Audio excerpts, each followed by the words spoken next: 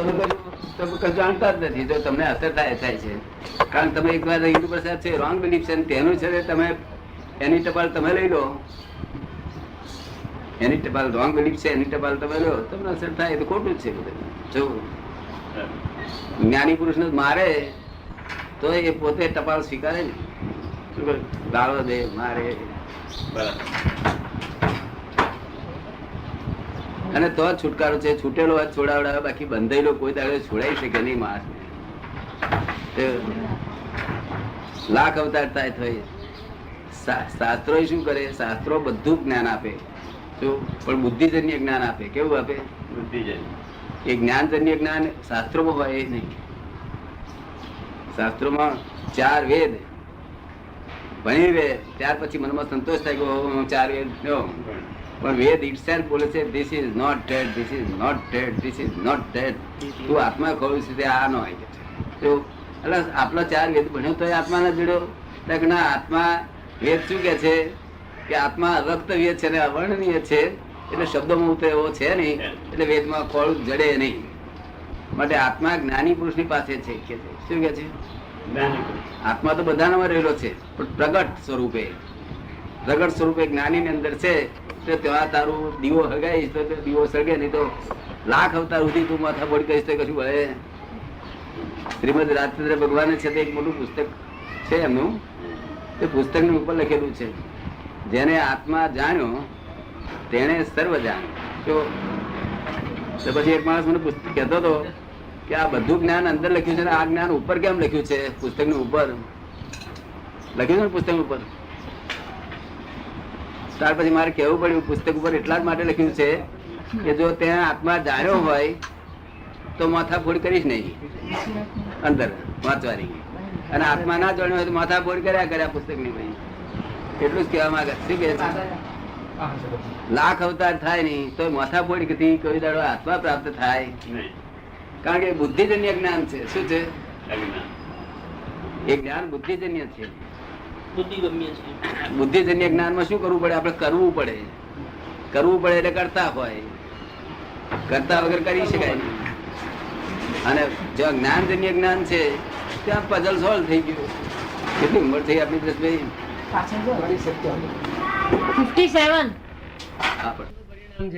હંમેશા આ દ્રષ્ટિ કેવી છે? આમ બેઠા હોય તો આપણને 2 લાઈટ દેખાય, એક જ લાઈટ બદલે. વાંક જરા આમ થઈ જાય, દેખાય ના દેખાય? 2 દેખાય ને? ખરેખર એક છે છતાં 2 દેખાય છે. જો આપણે રકાબીમાં ચા પીતા હોય તો ઘણા ખરા રકાબી ની અંદર સર્કલ હોય ને તો 2 દેખાય છે. કારણ 2 વાંખ્યો છે એટલે બધું ડબલ દેખાય. બધું સમજો ને, આ આંખે જુએ છે ને આ આંખ જુએ છે, પણ તે મિથ્યા દ્રષ્ટિ છે એટલે બધું ઊંધું દેખાડે છે. જો છતું દેખાડે તો બધી ઉપાધિ રહિત થાય, સર્વ ઉપાધિ રહિત થાય. વિતરાગ વિજ્ઞાન એવું છે કે સર્વ દુઃખોથી ક્ષય કરનારું છે. એ વિજ્ઞાન જ એવું છે કે સર્વ દુઃખોથી ક્ષય કરે. અને વિજ્ઞાન એવું હોય, વિજ્ઞાન હંમેશા ક્રિયાકારી હોય. કેવું હોય? એટલે જ્ઞાન જાણ્યા પછી જ્ઞાન જ કામ કર્યા કરે. તમારે કશું કરવાનું? તમારે જ્યાં સુધી કરવું પડે ત્યાં સુધી બુદ્ધિ છે, અને જ્યાં બુદ્ધિ છે ત્યાં સુધી અહંકાર છે.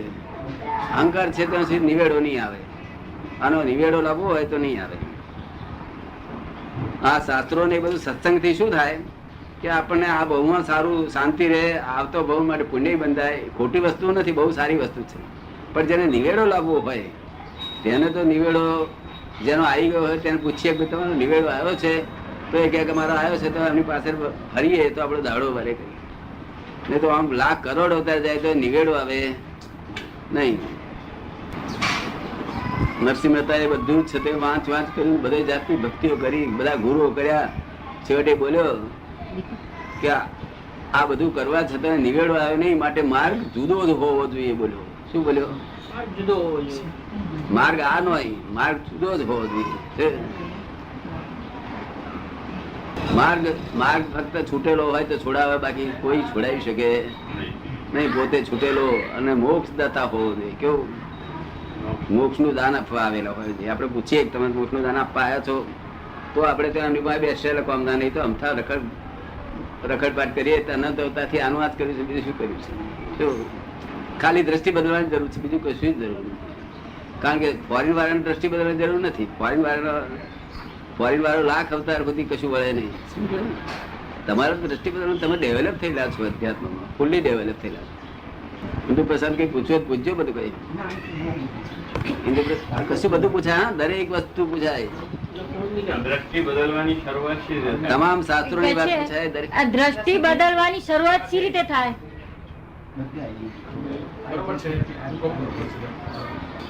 દ્રષ્ટિ બદલવાની તો જો જ્ઞાની પુરુષ મળે અને એમની પાસે સાંભળવા માંડીએ સત્સંગ, તો આપણી દ્રષ્ટિ બદલાય.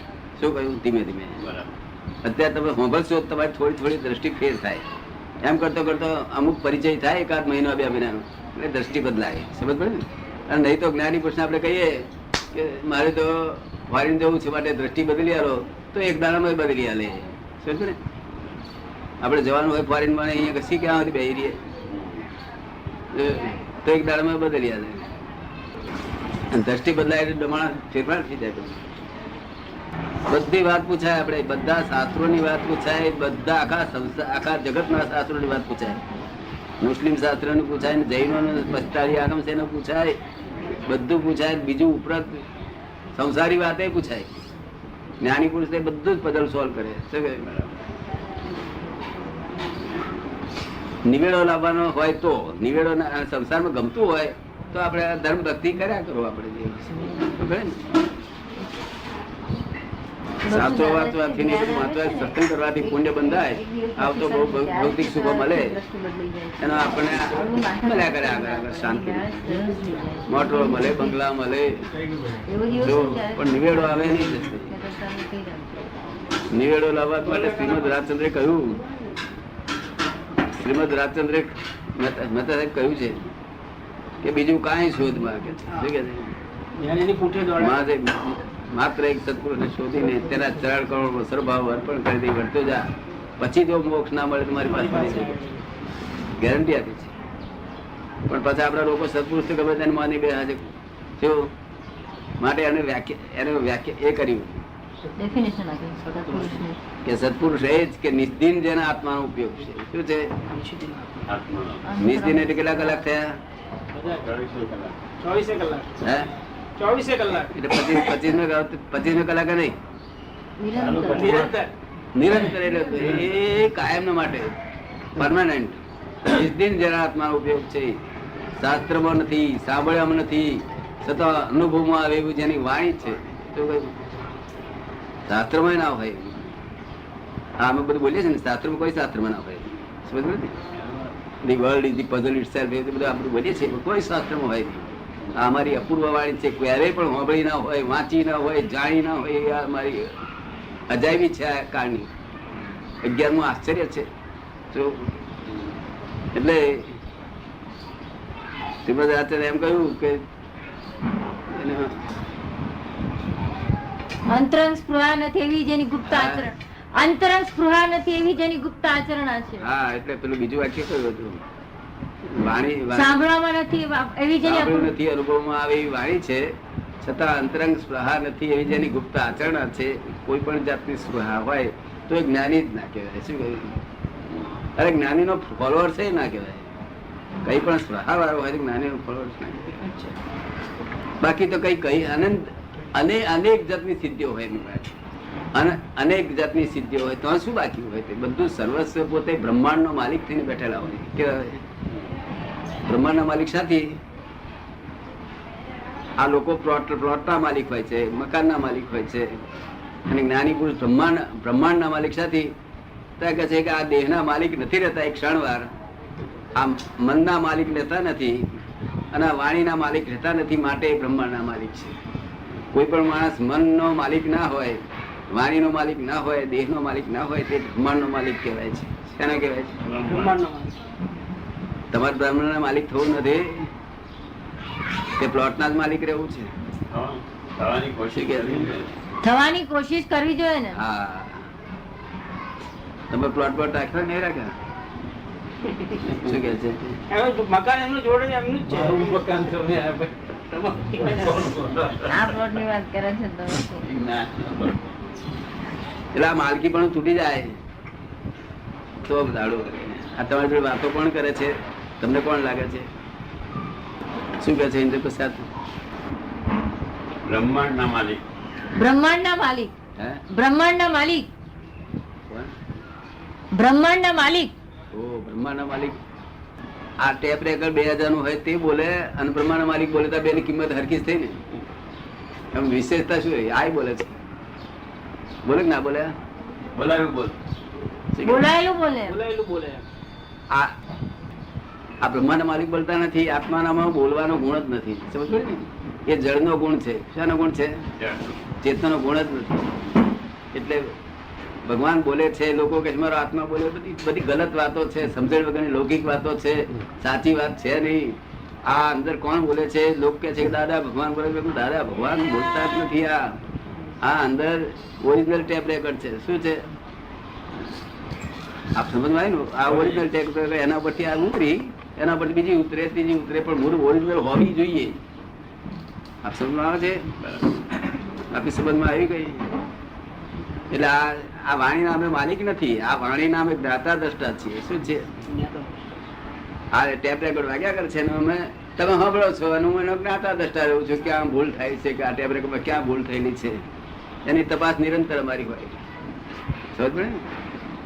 અમારી વાણીમાં એક પણ ભૂલ હોવી ઘટે, એક પણ ભૂલ અમારી વાણીમાં હોવી ઘટે નહીં. કારણ કે આ અમારી નથી, માલકી નથી. આ અમે અમારી બોલીએ છીએ તે ખાલી વાણીથી જ બોલીએ છીએ, ડ્રામેટિક બોલીએ છીએ. એ બિલીફમાં એવું નથી અમારું. શું નથી? બિલીફમાં. અને તમે જે બોલો છો તે બિલીફમાં પણ તમને એ છે કે હું જ બોલ્યો. અને આ મને આ ટેપ રેકર્ડ બોલે છે એવું જ અમારે બિલીફમાં હોય. ખાલી વ્યવહારમાં દેખાવા માટે અમારે બોલવું પડે હું બોલ્યો. સમજ પડે ને? વ્યવહારમાં તમારે મહેતા સાહેબ છે એવું નહીં કહેવું પડતું. હે પણ તમારી બિલીફમાં હોય તમારી? હું કાંતિ મહેતા છે, બિલીફમાં હોય છે? બિલીફમાં ના હોય. જય સચ્ચિદાનંદ. કદી વાતચીત કરજો. ફરી ફરી આ તાલ બે નહીં આવો. શું આ તો ફરી આવશે. આ બધું નાસ્તા ચા પણ એ તો ફરી આવશે. છતાં એને દાંત ફરિયાદ આપવી જોઈએ. પાછી એક પક્ષી નહીં થઈ જોઈએ કે આ એક એને દાંત ફરિયાદ આપવાની. પણ આ ફરી ફરી મૂળ વસ્તુ આપણે શોધખોળ કરી નહીં. તે અનંત ખોરીએ છે પાછા, પણ જડતી નથી. એ તો મોક્ષ દાતા પુરુષ હોય તારે આપણે નિવેડો આવે. આપણે પૂછીએ કે સાહેબ મોક્ષ દાતા છો તમે? તારે એ કે હા, તો આપણને અમને આપી દો તારે એમનું દાન. શા સારું તમે અમને નથી હાલતા? અમે બીજું કશું જોઈતું નથી. ફી નથી હોતી. ફી જસબી હોતી છે. આની ફી પરમ વિનય. શું કહ્યું? પરમ વિનય. આ સંસારમાં જે વિનય હોય છે એ વિનય કહેવાય, અને પેલો પરમ વિનય. શું ઘેર બધા મજામાં જ છે?